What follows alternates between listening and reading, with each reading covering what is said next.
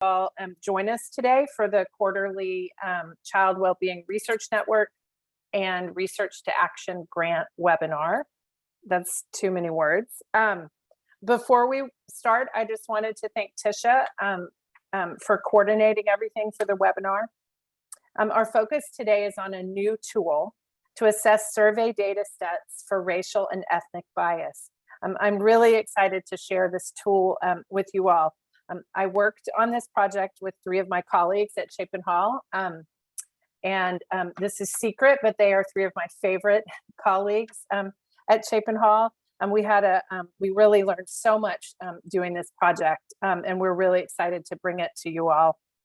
Before we start the presentation, just know that throughout our presentation, you can put questions or comments, ideas in the chat box, but we do plan to have plenty of time at the end for discussion, for questions, comments, and discussion. Let's see. So now I'm going to introduce the PI of our project, Dr. Tiffany Burkhart.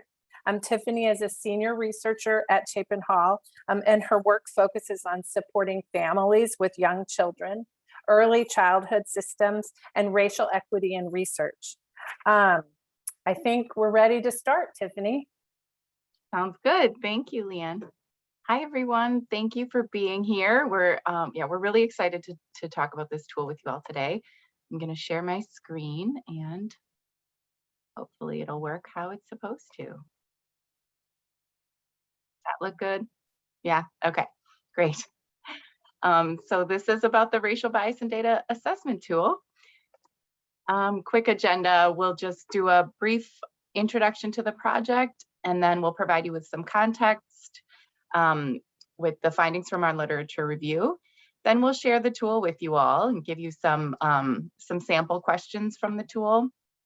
And we'll conclude with an open discussion where we'll have a Q&A and answer any questions you have, but also we'd love to hear your thoughts, your feedback, your comments. So we're looking forward to that.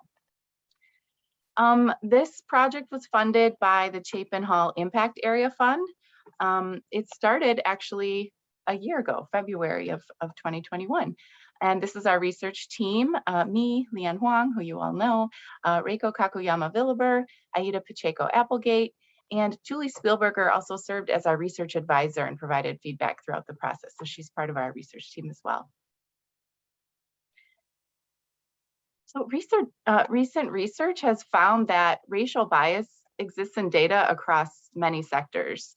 We researchers use publicly available data sets to conduct secondary data analysis, often without considering whether the data sets might contain racial bias. Christine Andrews, who presented to the network in October, is an expert at embedding racial and ethnic equity in research. And I think she does a nice job explaining succinctly why this is important. Conducting research with a racial and ethnic equity perspective produces findings that more accurately reflect or incorporate the life experiences of children and youth of color. This research in turn provides policy and decision makers with information that helps them understand and address the underlying structural factors that perpetuate inequity. Our primary goal was to clarify and simplify for researchers the process to determine whether data were collected with a racial equity framework or whether they're potentially racially biased. In order to do this, we developed a tool to assess data sets for potential racial and ethnic bias. To accomplish our goals, the Impact Area Fund supported the following activities from February to September of 2021. First, we conducted a literature review to identify any existing tools or methodologies to assess data sets for racial bias. We didn't find any tools like that. There are tools to assess overall bias in research, which we reviewed, and there are racial equity toolkits for use in research, which we reviewed and found very useful. Reiko will provide more information about the lit review. Then we used the findings from the literature to develop the racial bias and data assessment tool. The tool itself includes methodological guidelines for assessing racial bias in data sets, key findings from the literature, and recommendations for when the risk of racial and ethnic bias is high. To refine the tool, we pilot tested it with the National Survey of Early Care and Education, NSECE, 2012 Workforce Questionnaire. And then we revised the tool based on that experience piloting the tool. Because Chapin Hall has deep expertise in data collection and analysis, we wanted to leverage that experience to ensure that the tool reflected the highest standards. So then we invited some of our internal colleagues to serve on the project's advisory committee. We sent them the tool and a feedback form where we asked them about each question in the tool, the context and actions to take. And we met with the advisory committee to discuss their feedback. And then we revised the tool once again, incorporating their feedback. So why use this tool? One way to promote racial equity in research is to assess the risk of racial and ethnic bias in a survey data set before conducting secondary analysis. This tool will assist the user in identifying specific and overall risks of racial and ethnic bias and provide recommendations on how to address these risks to reduce racial and ethnic bias in research. Who should use this tool? Researchers, analysts, or anyone who's interested in using previously collected survey data for analysis. When should you use this tool? Ideally, it should be used when you're considering a survey data set for secondary analysis. You can also use the tool when you're designing a study that collects survey data or when you're developing a survey. What data can you use the tool on? This tool can be used with any size survey data set. The tool was not designed to be used with administrative data or data created using machine learning or algorithms, although we see the need for tools for these types of data as well. And now Reiko will share with you the literature review. Thank you, Tiffany. So I will present the approach and methods that we use for the literature review. Like Tiffany said, we began with conducting this literature review to identify available resources for assessing potential bias in data sets. And this review stage really established a foundation for our tool development. Our objective of this literature review was to identify literature, including both published and unpublished sources that provided guidance or discussed best practices for assessing a data set to enhance the use of data with racial equity lens. So we had two key questions in mind as we conducted our literature review. The first key question was what problems are identified regarding racial and ethnic bias in data? And our second question was what best practices and tools are suggested to ensure racial equity through the stages of research design and data collection. So as you can see, we kept in mind both problems and best practices or tools that are suggested in each of the studies. So the scope of the review, we didn't specify the population as we start to retrieve our studies or the reports and studies and articles, but we did focus on the types of articles which included peer-reviewed studies and non-peer-reviewed and other like reports and technical reports and tools. And the peer-reviewed studies included both like reviews of literature as well as original research or the primary studies. And we look for the articles whose objectives address our key questions, the identification of types of racial bias in data sets, as well as best practices for racial equity through stages of data. And in terms of the publication years, our inclusion was broad. Like we took a very broad approach, and we included the literature that were published anytime between 1900 and present, which was around July 2021. Just to ensure that we gather as much information as possible that can inform our tool development. And as far as the setting, we looked for the articles which focused on or discussed data sets collected in most social science settings, so broad approach here.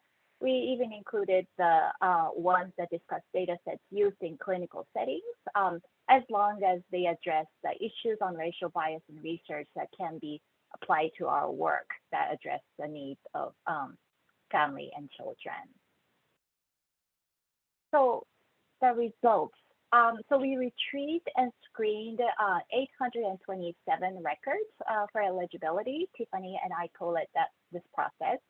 And 776 studies were retrieved from databases. We used 2 databases through the University of Chicago Library.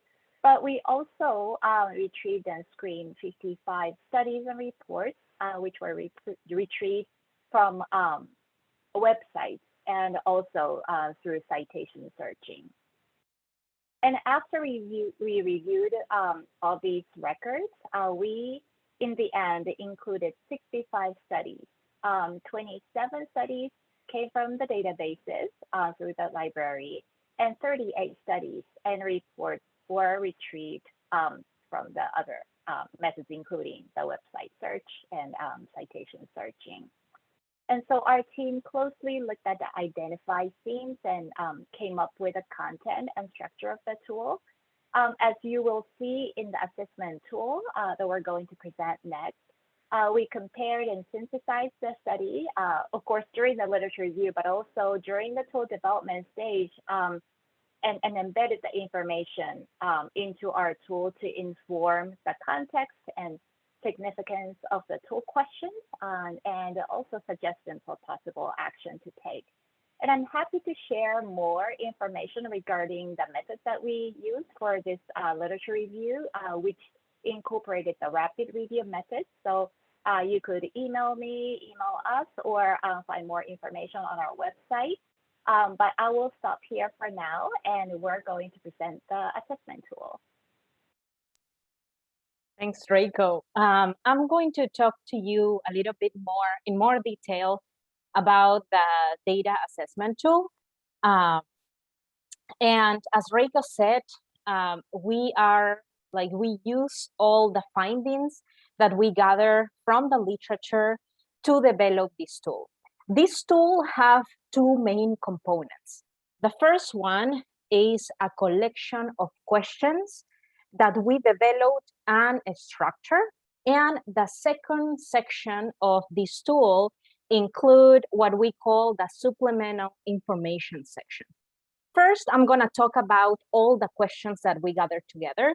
Something that I wanna mention is that these questions are written in a way that the correct answer is yes in all the questions. And you're gonna understand a little bit more when Leanne and I present examples of the questions that we have in the tool. So all of these questions that we have in the tool that you as a user could use to assess a survey that's going to be used for research are separated in these 3 big sections. The first one is the high priority questions, or what we call deal breaker questions. These questions are very important for the user, and that the user should read them and analyze them very carefully, because we're going to talk about this later, but maybe an answer that is not yes in these questions might be a red flag for the user. Then we have another section that talks about, or compile questions that look specifically at the design and approach that have been used to develop the survey that you are analyzing. In this section, we have questions about the study design, the data collection team who collected the data, sample selection, and also about privacy and informed consent.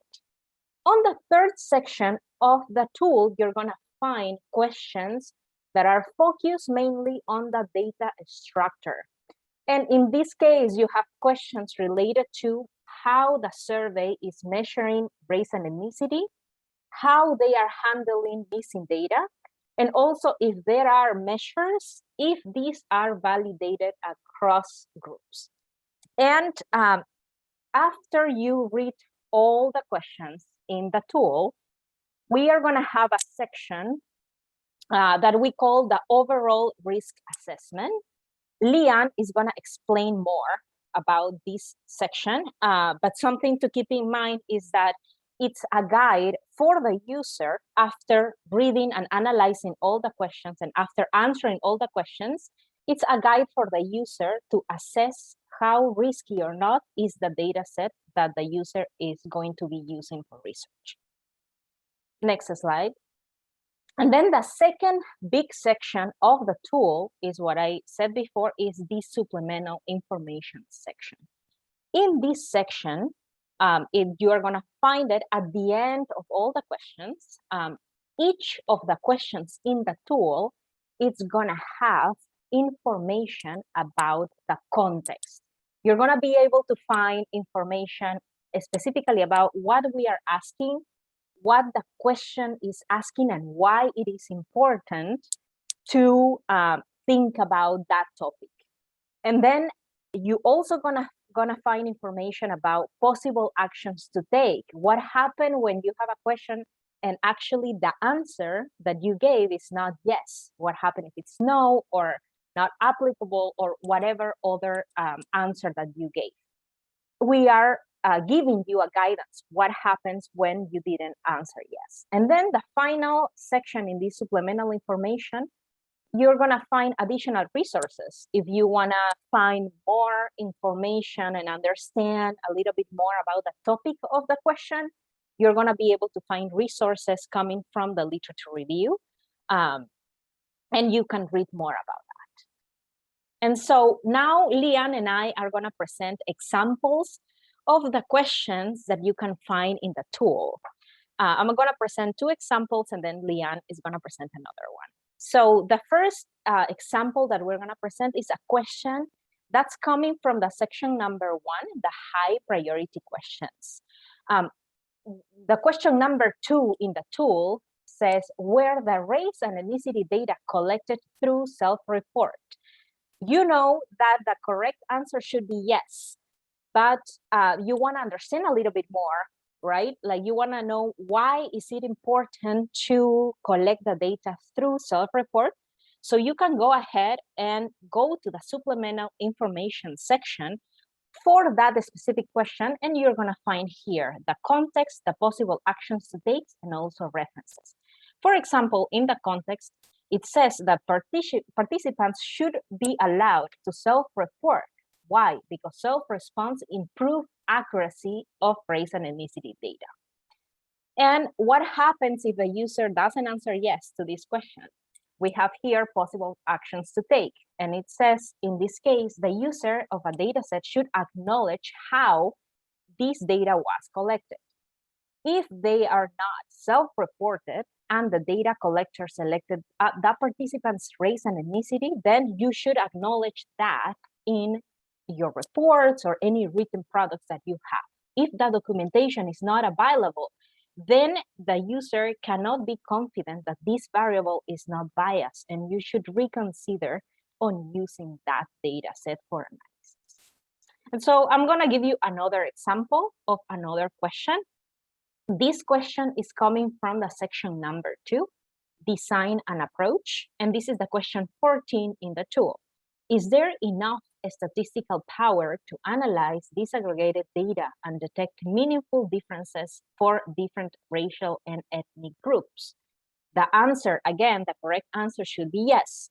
But you want to understand more, you want to know why it's important to have this statistical power, you can go again to the supplemental information section for this question, and you're going to find here the context that it says that disaggregated data allow researchers to report more accurate statistics on diverse subpopulations and help to elucidate racial trends and disparities. However, power analysis have to be conducted on sample-based data sets. And validation studies should be conducted for a sample of respondents and designed with enough power to detect meaningful differences. If you don't have enough power, then it's almost impossible to do inferences about that group. Possible actions to take. If the study that you are conducted as a user is focused on a specific group, but you don't have that data, or the data that you have does not have enough power to make inferences about that group, then the user should consider to actually not use that data, right? If you have a survey where you have different populations, you're focusing, for example, in African American population, and your survey doesn't have enough power for that group, then you should think about not using that survey for that specific purpose. And again, here you have two references that go in more detail about this topic of power, statistical power for disaggregated data. And again, I'm going to stop here, and I'm going to leave you with Leanne. She's going to present another example and also talk a little bit more about the overall risk assessment. Thanks, Aida. Okay, so the third sample question that we wanted to show you today, it comes from the third section of the tool, where the questions relate to data structure. This one asks, are race and ethnicity data combined as one variable rather than two separate variables? Race as one and ethnicity as the other. This question is actually one that we were really interested in because in almost all the surveys that we have designed, or ones where we've had to make decisions about whether to use or not, you know, this question comes up about how you should ask race and ethnicity. So when you click on the question, I don't know if we said that before, but in the tool itself, you can click on the question and it takes you right to the supplemental information for that particular question. So this is a screenshot of the supplemental information so you can see what's included. As Aida talked about, it has the context, which kind of explains why this is an important question. And then it has possible actions to take and key references. As you can see, we found that the best practice is to combine race and ethnicity, ethnic identity into one question. When a survey uses two separate questions for that, it often, or it can undercount Hispanic or Latino respondents, because many people who identify as Hispanic do not identify with the typical categories that are listed for race, which often come from the OMB defined categories from 1997. Again, we could like talk about that forever, in the census and what they used and didn't use, what they've changed and what they haven't. But we also include possible actions to take, which in this case, and in truth, many cases, the only thing you can do is to note this as a limitation in whatever your article or your paper, to at least acknowledge, even if you go ahead and use the data set, to at least acknowledge that it might be undercounting Hispanic or Latino respondents. And then it has references to refer you to the evidence that we used for that. So those are our sample questions. Now I just want to talk for a second about the overall risk assessment. This comes at the end of all 25 questions in the tool.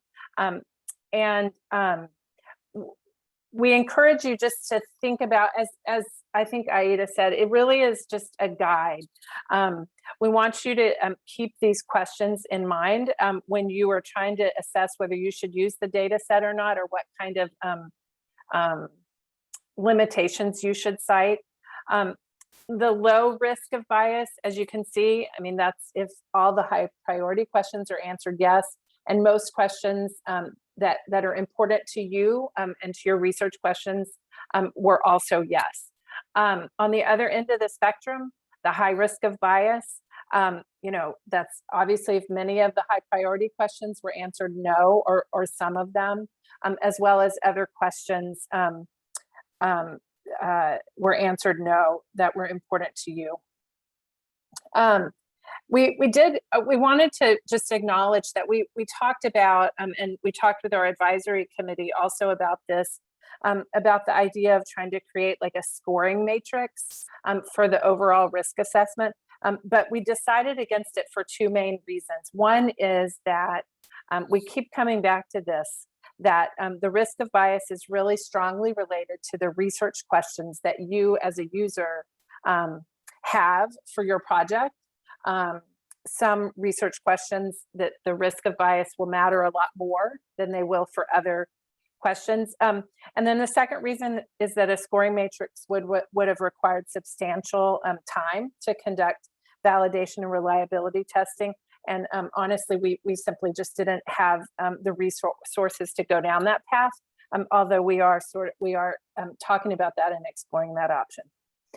So the overall risk assessment should be used as a guide to help you make decisions about whether or not to use the data set, and if you do, how to try to minimize the risk of bias in your analyses.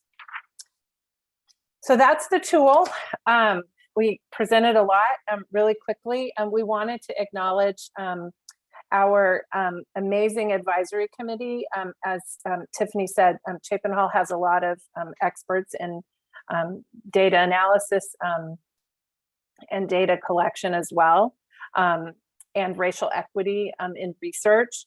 So they gave us very thoughtful feedback and were really helpful to our project. We'd also like to give a special thanks to Julie Spielberger. She was our research advisor on the project and gave us a lot of help, and also acknowledge Chapin Hall's Impact Area Fund for its financial support for the project. And then our last slide gives you Tiffany's contact information, although I know you all have mine as well, so you're welcome to email either one of us if you want to ask us questions. We have the link in here for the tool that we sent out with the email, so hopefully you all have seen this before. I will note that when you download the tool, there's like a pop-up box that asks for your email address to get access to the tool. And it also asks a question on whether you'd be willing to be contacted to provide feedback on the tool. I know that some of the network members have volunteered to do that. We plan to send out like a really short survey about the tool, and if you've used it to help us improve it or make changes that would be helpful to make it better. But if you're also welcome to just email us as well if you have any comments or questions about it. Okay, so that is a lot of information really quickly. And we have plenty of time, which was our goal, to have discussion. We'd be happy to answer any questions, or we're particularly interested in people's thoughts on if you've used this tool or other similar kinds of questions or tools when you're working with data. Yeah, to hear your experiences about it, or what you do about it when you do find that there's potential racial bias. So we'll open it up. You can put questions and comments in the chat, or you can just unmute yourself if you have any.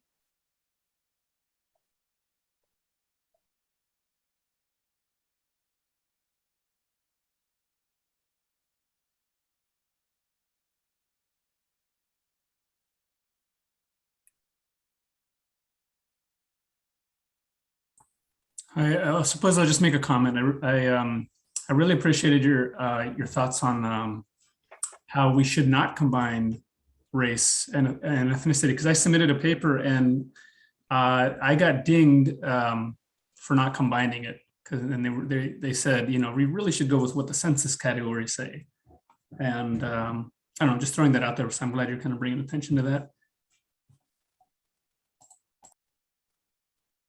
Thank you for that. So, so their feedback was to reflect the same categories as the census, which is separating race and ethnicity into two questions.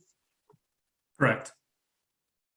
Yeah, we've you know, I've kind of used this tool to develop surveys in the past few months since we've developed this tool, and we've faced similar kind of questions or critiques when we've shared surveys with partners where we combined race and ethnicity, because people aren't used to seeing that. And so I think that's one one of those things where people say, oh, but that's not how it's been done. And so they might question this kind of new, this new format.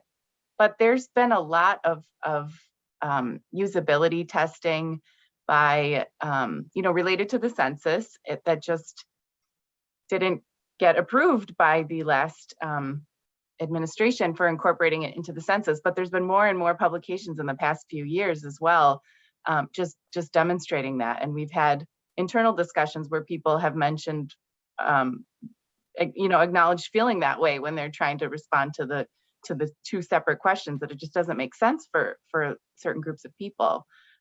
So thank you for sharing that.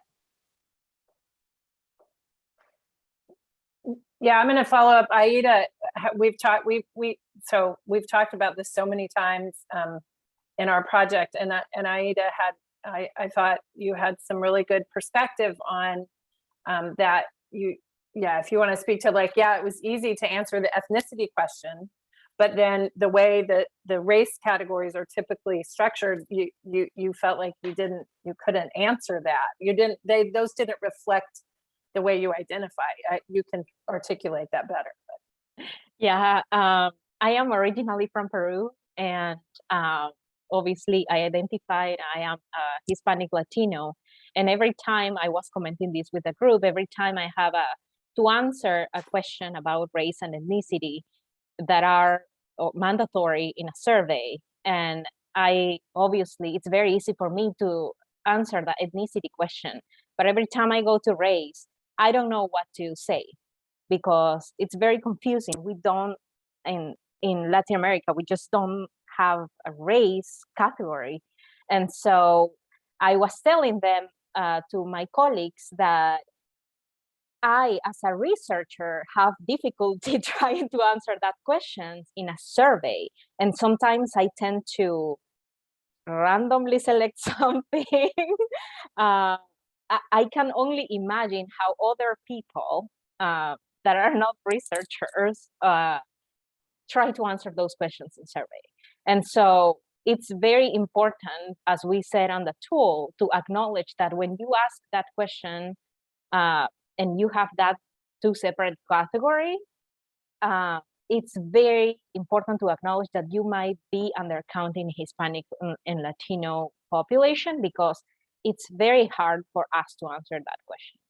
And this is, and we also have found that on the literature. So when we encounter pushback on that question, we understand that that's not how we have been asking that question, but I think this gives you a way to just think about it, right? Who is your target population? Maybe it's not Hispanic Latino, maybe you're targeting other type of population, and maybe your survey having two categories is not it's not gonna have like a real impact on your study, but if you are actually targeting them, then you should rethink about how you are asking that question. Yeah, we also noticed in Los Angeles County, and I've been doing work with the Family Preservation Program, and there we, when we looked at the data on who's identified as Hispanic, it dropped when they started using the census categories as well. So they're working on fixing it and trying to, make it make sense, and retraining people to how they choose the categories, but it's a work in progress.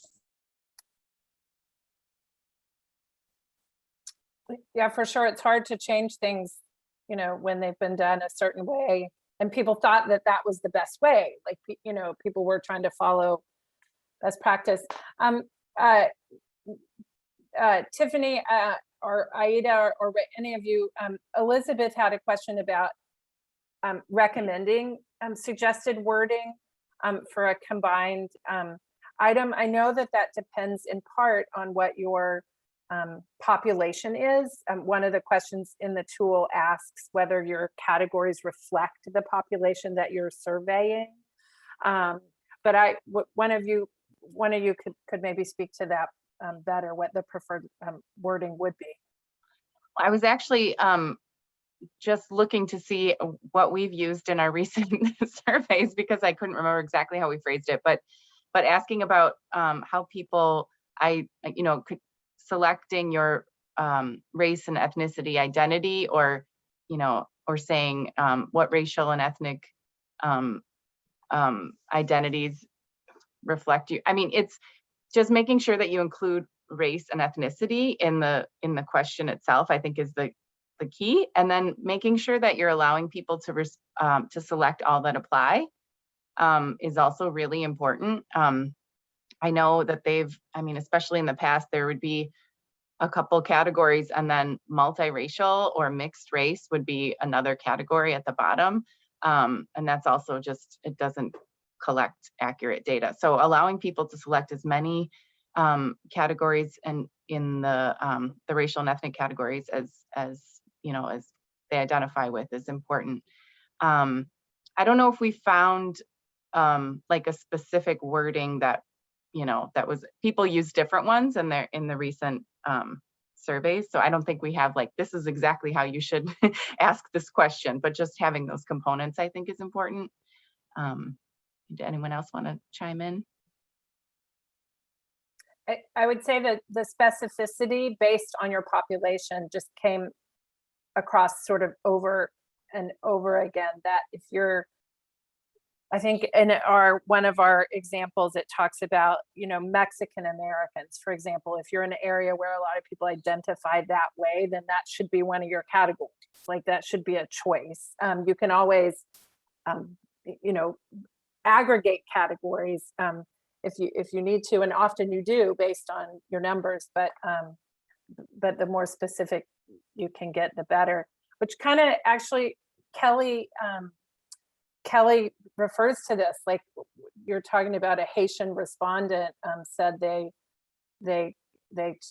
she checked Pacific Islander because she's from the islands. That sort of relates to that specificity. If Haitian had been on the on the list, and she, the respondent would have been able to accurately pick a category. Yeah, Tiffany or Reiko, I don't know if this might be something more for you. And Kelly, you may have to chime in about guidance on if the interview is reporting race or ethnicity, that as well as self-report, that there might be some reason to do that. Did we use any literature? Did we come across anything like that?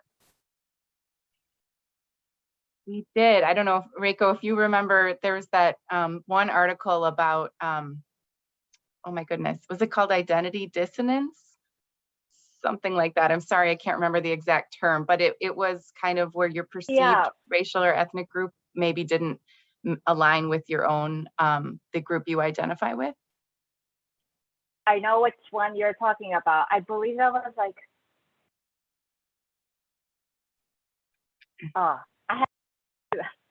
I have to go back to the tool to remember the specific term, as well as the authors, so we can, point to that specific reference that was discussing that issue. But Kelly, if you want to send us, you can send it to me and I'll share it. Those other the research in sociology that you're referring to, we'd love to look at that. That would be helpful. I would like to point to one thing. I've kind of referred to this, and we've referred to this. Elizabeth, this is sort of what you're asking about, the preferred wording. If you haven't, and Tiffany, you're way better at explaining this, just that whole process of like that the Census Bureau, I guess, did a lot of research on it, on how to ask these questions, but then was not able to change the way they asked the questions in the census, in the 2020 census. Am I saying that right? Because you have to do it based on the OMB rules. But right. There's a lot. So if you want to just talk a little more about that, I don't know where that is in our tool. Yeah, I think it's number 20. There's a little information on page 24 of the interactive tool, if anybody has downloaded it. But it talks about the different groups. So the recent Census Bureau research that we've been talking about, the usability testing, showed that the current categories may not collect the most accurate data. And so they found, for example, that using a category for Middle Eastern or North African as an additional category, they found that improved data quality. Also, as was mentioned before, having a category for Caribbean Islander was helpful. So they found these other categories that, that helped improve data quality. They also, so in the 2020 census, they added some write-in fields underneath the categories. So for example, if you select Black or African American, that's one of the census categories. It says print, for example, African American, Jamaican, Haitian, Nigerian, Ethiopian, Somali, etc. So it asks you to print underneath, more information basically. Yeah, sorry, Kelly, you hopped on. Did you want to comment about what I just wanted to give you room if you wanted to make a comment. Oh, no, I was just going to say that was really helpful, and I would be interested in the reference that you mentioned, just because I was curious if people using the tool would, read it and kind of immediately discount all interviewer questions. And so one of the things I was curious about are, whether there's guidance on what research questions that could actually be useful for, if there are any. That's helpful. Thanks. Mm-hmm. Yeah, I can share that with you, the exact reference that we were kind of mentioning earlier. Christina, I know you wanted to ask a question or make a comment. Oh, there you are. I couldn't find you. Yes, thank you. Thanks everybody for this time and space. I really appreciate this conversation. I've had the same issues with forums, not exactly the same, but with forums all my life and not knowing how to always identify. But I had a question. We were talking earlier about, using this tool as a way to assess, like, should I use this data set? But in my current role, I'm at Child Trends, like sometimes there is a situation in which a funder says, like, this is the data set we're using, and that it has issues. And I guess I'm wondering broadly about that question, but also specifically, I've been in situations where the groups do, in terms of power, the groups do become too small to be able to separate out, for instance, like Asian separate from other, separate from something else. And we know that combining them make them into this like really heterogeneous group that we can't like generalize that much about, but statistically we're saying we need to combine. But I'm wondering if you have any guidance about like how to navigate that. Like sometimes I think maybe we should just report if there are small sample sizes, even if we can't say anything about the statistical differences between the groups, even if that's a main research question, just to be able to say like, here's the information so that you have it, we can't draw conclusions on this, and like then maybe do it again with like groups combined so that you can do some of those statistical differences.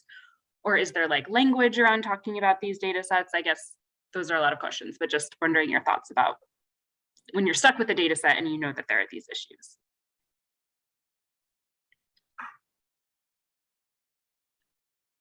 Tiffany? Should I grab this one? Okay. I have so many things to say. I don't want to hog the time, but yes, all of those things. I think I've been really struggling with that too. I've been analyzing some survey data recently where I had to collapse a bunch of categories because there were ends of 2 or 1 in some groups. And of course, we want to protect privacy, confidentiality of data. So I was actually considering the same kind of thing. Do we present maybe descriptives by the groups, how we collected it, but then when we do analyses testing mean differences, maybe we collapse the groups a different way, depending on, right? So if you have 2 groups that have small ends, but their means are hugely different, you probably don't want to collapse them together, and it doesn't actually make sense based on their identities, right? You're just collapsing them because their ends are small, and it really doesn't make sense. So I struggle with this a lot. I don't have an answer for you, but there are some great resources that we've come across that I find really helpful in the kind of analysis and reporting piece, incorporating racial equity into that. They're in our tool. The references are in the tool. I'm trying to think. So there's the Christine Andrews, her toolkit from 2019, how to embed a racial and ethnic equity perspective in research is really helpful. There's another toolkit that Nelson and colleagues from 2020. The group is Actionable Intelligence for Social Policy at University of Pennsylvania. They have a toolkit for centering racial equity throughout data integration. There's a lot of different resources that we used in developing the tool that have more information about incorporating data, racial equity throughout the data or the research phases. So we were kind of, and we kept kind of, we had to refocus ourselves several times, like we need to stick to this because it was interesting and we were learning a lot. So we were sometimes thinking about analysis when we had to bring ourselves back to this one kind of phase of research. Yeah, that is to say there are some good resources out there that I do think are helpful, but I also know that this is newish in the sense that there hasn't been a ton published about this. A lot of the best resources we found, I think, were ones that weren't in peer-reviewed journals, that were reports that you can find from searching online, blog posts even, you know, so that's another thing that we learned through this literature review process was, of course, we want to look at the databases and the peer-reviewed journals, but not limit ourselves to that for references. I will say one thing, Christina, in answer to your question that we kept coming back to, or it's not really an answer, it's more of just a comment, is that until, and James, this is sort of what you were talking about as well, like until things really do start to change in the way these data are collected, there are just a lot of limitations with existing data, even really big, fancy national, really fancy surveys, that things were done in a way that do not reflect best practice, at least that we understand it to be best practice now. So part of it is just normalizing that. I mean, we all talk about our limitations when we do research, but often this gets left out. Often this is not noted. Even some of those things like Tiffany's example of if you have to combine two groups, but their means on things are really different, well, then that just, I mean, it's almost like, yeah, like you're like, no, you can't do that. Like you're not telling the story. You're not telling an accurate story about them. So to be able to even just to note those kinds of things in that section we all write around limitations is really important to normalize this and to bring people's attention to the way the data were collected in the first place. Other questions? Oh, go ahead. No, I just said I appreciate that. Thank you.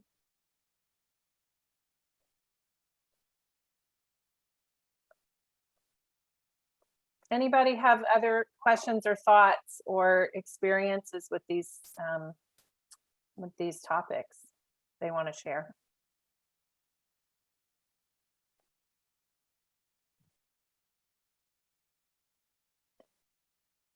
Okay, well, we really do hope that you all use this.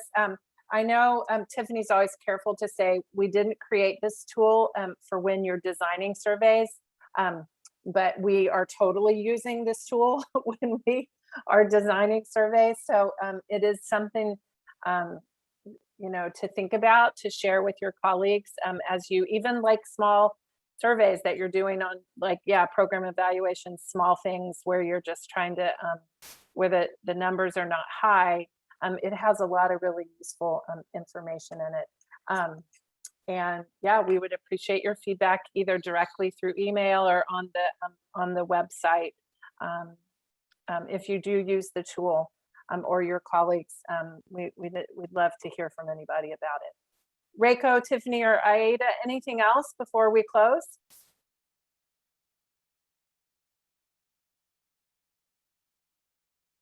Nope. Okay. I don't think so, but please feel free to reach out to us, as Leanne said, with your feedback. We really we really want to hear from people, whether you use the tool to assess a survey data set for risk of bias, or whether you're just kind of looking at the tool and checking out the questions and trying to see what topics are raised from the tool. We'd still just really love to hear from you all, because one of the things we learned from developing this tool was that there are so many different pieces that we didn't think about before when we were, analyzing survey data or designing surveys. So we're just hoping that changes things for all of us researchers and keeps us just more mindful about embedding a racial equity perspective, and noting it as a limitation if there's absolutely nothing you can do about it, as a place to start, right? Yeah, and I think one of the things that I learned when we were developing, even though we were not using the tool to analyze a specific research question, is that this tool made me reflect a lot about the work that I have conducted before and how we have been using race and ethnicity. Usually it's a variable that you include in a regression, another covariate, and you don't think much about it. But this tool actually makes me reflect on how to better use the data. And so we hope that that's something that actually does to you too, that hopefully it makes you reflect about how you can use this to better conduct research in the future. I totally agree with what Tiffany and Ida just said. And in the process of developing this tool, starting from the literature review, and we constantly, go back to the literature as well as our own experience and reflections, for developing the tools. And I learned a lot. And one was that reflection process and, become more aware of, what the best practices can be. And of course, it depends on the research questions we have and our purposes, for the research that we want to conduct each time. But the process itself, made us want to move forward. And we're not saying that this tool is the final. And that's why we'd like, your feedback and ideas. We want to, continue refining our tools. And we want to use that equity process in creating our tool. So yeah, again, we want to thank you for joining this webinar and letting us share our experience and the tool itself today. I really enjoyed this webinar. Yeah, for sure. Thanks everybody for taking the time to listen and learn about the tool. Have a great day and look forward to seeing you all again soon. Bye-bye.